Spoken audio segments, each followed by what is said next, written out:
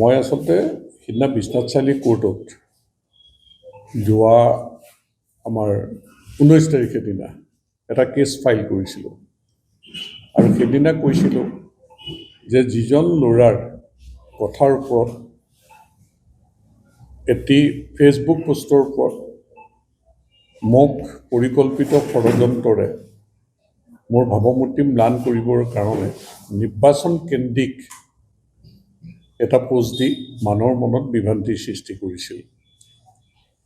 মই থানাত এফআইআৰ দিলোঁ, মুখ্যমন্ত্ৰী ডাঙৰীয়ালৈও পত্ৰ দিলোঁ যে এই বিষয়টি চাদাৰু চাহ বাগিচাত 2001 চনৰ নিৰ্বাচনৰ প্ৰাক মুহূৰ্তত দুৰ্বৃত্তৰ হাতত দুজন যুৱকৰ মৃত্যু হৈছিল গুলীত, আৰু 1 চনৰ পৰা 16 চনলৈকে কংগ্ৰেছ দলৰ চৰকাৰ আছিল।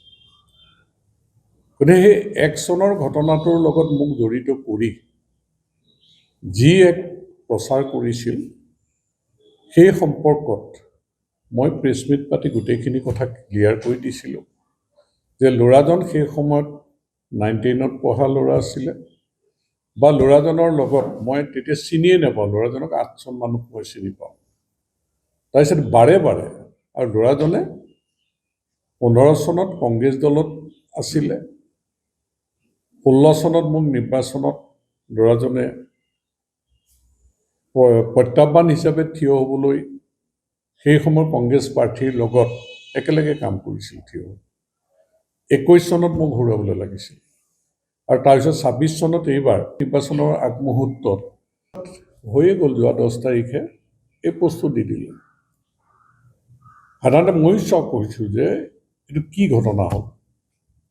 তাৰপিছত গোটেইখিনি চাই চিতি তেওঁ যিখিনি ব্যক্তিগতভাৱে আক্ৰমণ মোৰ দেউতা, মোৰ ল'ৰা বা যিখিনি কৰিছে, বা কোনে টিকেট পাব লাগে কোনে নালাগে, যিবিলাক কথা বতৰা, এই কথা বতৰাবিলাকে লৈ যেতিয়া CBI তদন্তও দাবী কৰিছে, আৰু মই বিশেষকৈ তেওঁলোকে এই ষড়যন্ত্ৰটো যে আদিবাসী চাহ জনগোষ্ঠীৰ মানুহক উচতোৱা এটা পৰিকল্পিত ষড়যন্ত্ৰ আছিল।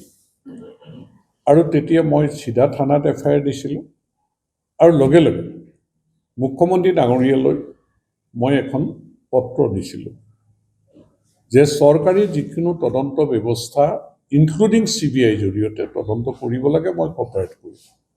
আৰু এই বিষয়টোৱে যিহেতু মানুহৰ মনত বিভ্ৰান্তিৰ সৃষ্টি, চাহ বাগিচা আদিবাসী মানুহৰ মাজতো এটা বিৰূপ প্ৰতিক্ৰিয়া কৰিবলৈ ষড়যন্ত্ৰ কৰিছে, গতিকে ইয়াৰ এটা ন্যায় তৎকালেই দিব লাগে।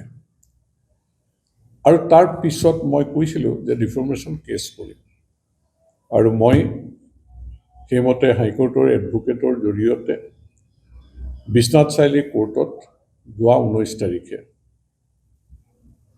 এটা মানহানি গোচৰ দিলোঁ।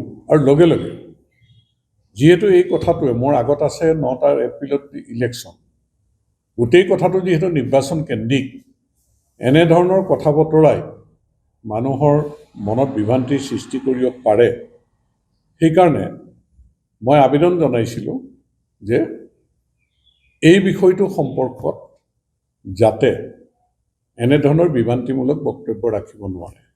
আৰু কোৰ্টে এটি অৰ্ডাৰ যোৱাকালি পাছ কৰিছে, আৰু মই আপোনালোকলৈ আগবঢ়াই দিছোঁ যে ইয়াত শেষৰ কথাটো মই কৈছোঁ যে এই বিষয়টোৰ ওপৰত any statement, remark, publication, news article against the petitioner, মানে মই, যে এইটো আনটিল ফাৰ্ডাৰ অৰ্ডাৰ, এই বিষয়টোত কোনো ধৰণে তেওঁলোকে সামাজিক মাধ্যম, যিকোনো সংবাদ মাধ্যম, এই প্ৰিণ্ট মিডিয়াই হওক ইলেক্ট্ৰনিক মিডিয়াই হওক, বা যিকোনো মানে পৰ্টেলেই হওক বা যিকোনো প্ৰচাৰ মাধ্যমৰ জৰিয়তে তেওঁলোকে এই বিষয়টোত কোনো ধৰণে বক্তব্য ৰাখিব নোৱাৰিব। আনটিল ফাৰ্ডাৰ অৰ্ডাৰ, যেতিয়ালৈকে কোৰ্টে জাননী নিদিয়ে।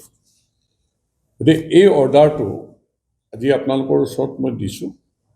মই কিন্তু কৈছিলোঁ যে এই বিষয়টোৰ ওপৰত আৰু মই বক্তব্য নাৰাখোঁ, কিন্তু যোৱাকালি যিহেতু কোৰ্টে এই অৰ্ডাৰটো দিলে, গতিকে মই আপোনালোকক আজি এই অৰ্ডাৰটো দিলোঁ। আৰু মইতো কৈছোঁৱেই যে এই হত্যাকাণ্ডটোৰ তদন্ত মই বিচাৰিছোঁ, তদন্ত হ'ব লাগে, নহ'লে পৰিকল্পিত ষড়যন্ত্ৰৰে কৰা এই অপপ্ৰচাৰে মোৰ হয়তো চেকা এটা লাগি থাকিব পাৰে। গতিকে প্ৰকৃত ঘটনা পোহৰলৈ আহিব লাগে আৰু মোৰ বিপক্ষে নিৰ্বাচনৰ আগমুহূৰ্তত কৰা ষড়যন্ত্ৰটো কোননো জড়িত। মই কৈছোঁ যে কংগ্ৰেছ দল জড়িত বুলি মই নিশ্চিতভাৱে কৈছোঁ, কাৰণ কংগ্ৰেছ দলৰ মানুহ কোনে কোনে লাইক কৰিছে, শ্বেয়াৰ কৰিছে। কংগ্ৰেছ দলৰ স্প'ক্স পাৰ্চন, কংগ্ৰেছ দলৰ মিডিয়া চেলৰ অধ্যক্ষই লাইক কৰিছে। আৰু মই চাইছোঁ যে গোটেই কথাখিনিত কংগ্ৰেছ দলে এই বিষয়টো প্ৰচাৰ কৰি নিৰ্বাচনী এটা তেওঁলোকে মাইলেজ ল'বলৈ চেষ্টা কৰিছে। যদি নৰ্থ বেংকত মোৰ প্ৰতি ইমেজটো বেয়া কৰি দিব পাৰে, মানুহৰ বিশ্বাসটো নোহোৱা কৰি দিব পাৰে, তেতিয়াহ'লে আমাৰ দলৰ ক্ষতি কৰিব পাৰিব বুলি